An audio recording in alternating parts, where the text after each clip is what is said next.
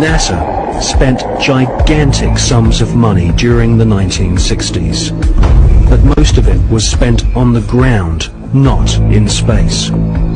Huge American corporations, many of which were manufacturing hardware for the military, made gigantic profits designing space vehicles and, more importantly, life-sized models of spaceships, and even huge stage sets resembling the lunar surface. Someone in NASA had realized that after taking billions of dollars from the American people, if they couldn't make it to the moon, they would fake it to the moon. Obviously, if you're going to somewhere that nobody has been before, you need to have a simulator which recreates that environment as closely as you can. If you're going to the moon, you recreate the surface of the moon. And here we see a section of the lunar surface created. It's about 30 foot high, 30 foot long, 35 foot long. Scale is given by the two people standing in front of it. There were plenty of simulation exercises, but the point is, and should be taken into account in virtually everything that is discussed with the Apollo program, 400,000 people may have worked on the program in total, but none of them had a need to know more than his own job required. The people who were making the rockets didn't know what the people who were making the spacesuits were doing, because they had no need to know about that. Their job was to make the best models and the best simulation of the lunar surface that they could. And if we come up to this picture here, we see the three scales on which these models were built. We have here the whole moon as one unit. It stands about 20 foot high. We have here behind it a section of the surface of the moon. You'll notice it's curved. And here we have a more detailed section of the lunar surface. The images, which we're told show a camera pointing out the window of the lunar module as it's coming into land on the moon, could well have been filmed previously using these large-scale models. That's right. It could well be that what we are looking at are films of realistic models.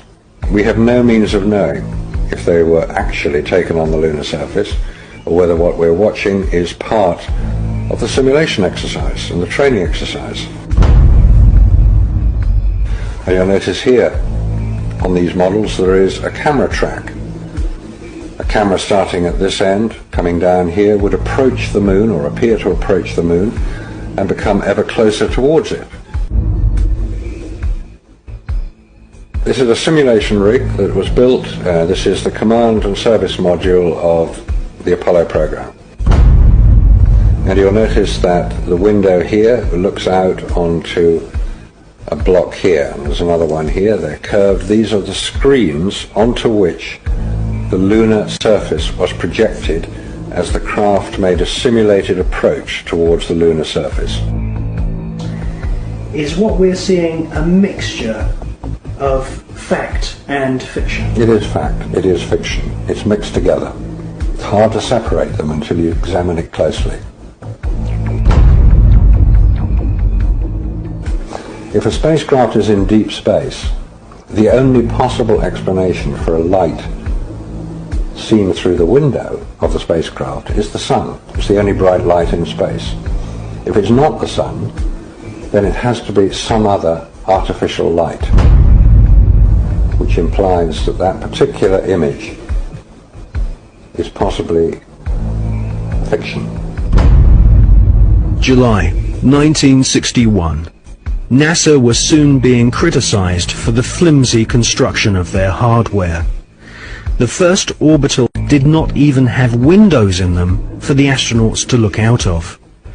One of the most vocal critics was one of NASA's most respected astronauts, an all-American hero named Virgil Gus Grissom, who almost drowned when recovery helicopters were unable to lift his space capsule from the sea. After a successful journey into space, Gus Grissom almost died through NASA's bad planning. Or was this an early attempt to silence Gus Grissom?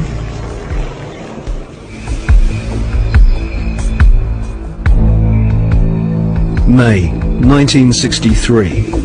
Astronaut Gordon Cooper experiences re-entry problems in his Faith 7 rocket ship.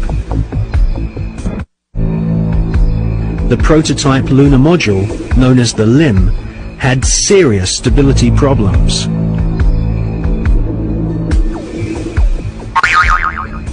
At this stage, there was no guarantee that even if NASA managed to get a spaceship orbiting the moon, they could land safely without killing the crew.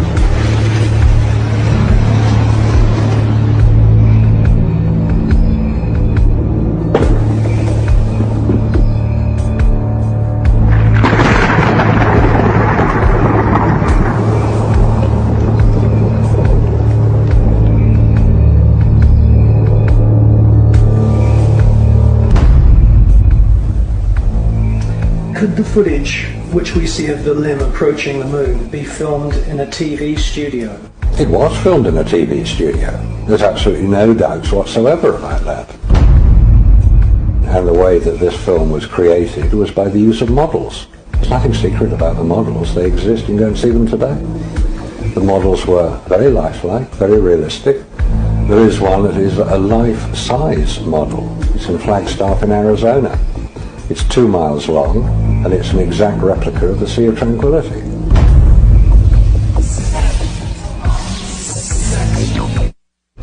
The photographs were used to create from those images the replica of the Sea of Tranquility, so that if it was flown over in a helicopter, it would appear as if it was a spacecraft approaching a similar area to land. So yes, all the scenes of the lunar surface were filmed on Earth.